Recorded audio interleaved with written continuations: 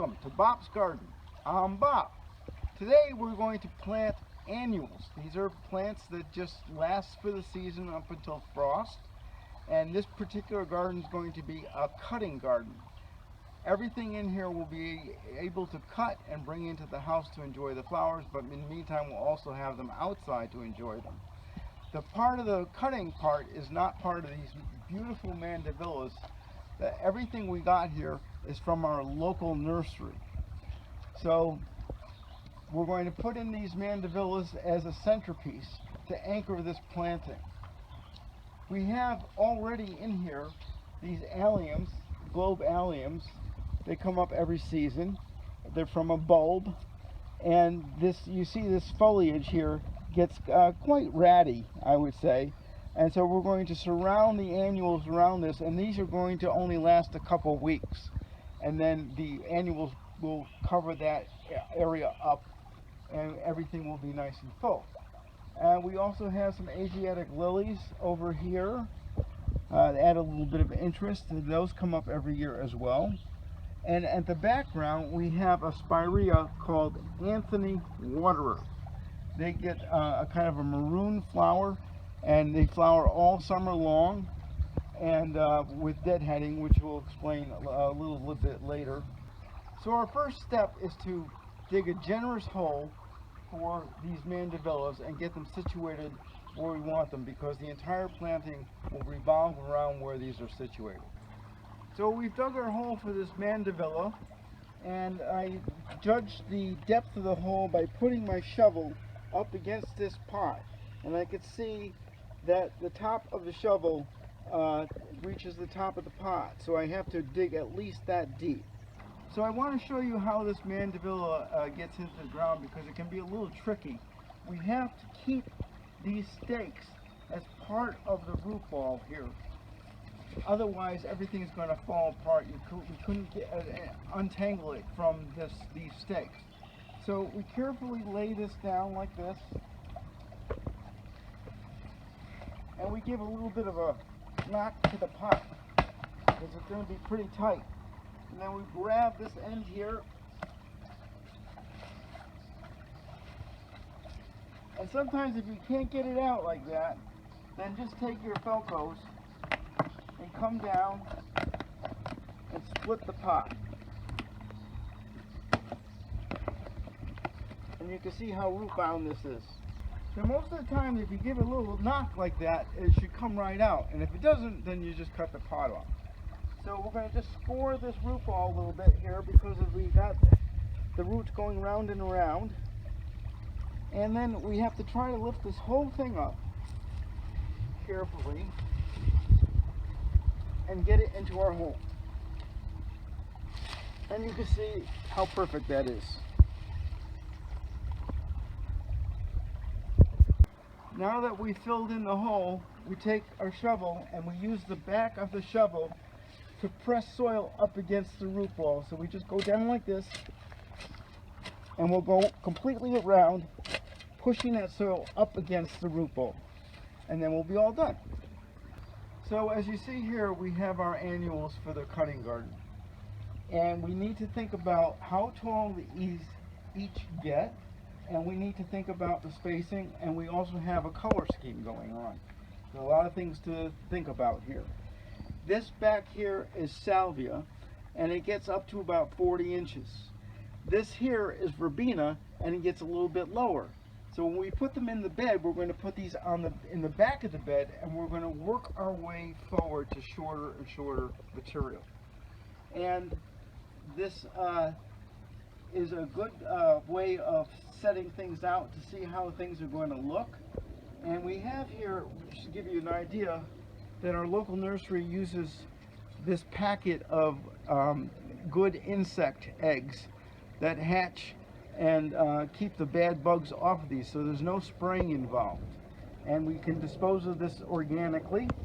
And also, I never plant with the tags. I always take the tags out, and when we do take the tags out, we like to trap them in the pot so they don't blow all over the place. It's also important to have some really good tools, because this amount of material, you can get pretty tired fast. So this is a real good quality trowel. I like this handle, the wood handle. I've had this for about 20 years, and they last a long time. Alright, so I've got these laid out. I like to lay things out as I'm working along, so otherwise I'm stepping over pots and everything. So we'll just mark this where we want to plant, and we'll just dig our hole. We've already dug in compost in here, as you can see. And we'll give this, take the tag out, we'll give this a little squeeze like this, and you can see how root bound this is. So we'll need to split this open to give us a head start. And sometimes if it's loose enough, you can just put your thumb in there and loosen it up a little bit, and then we'll just put this in like this,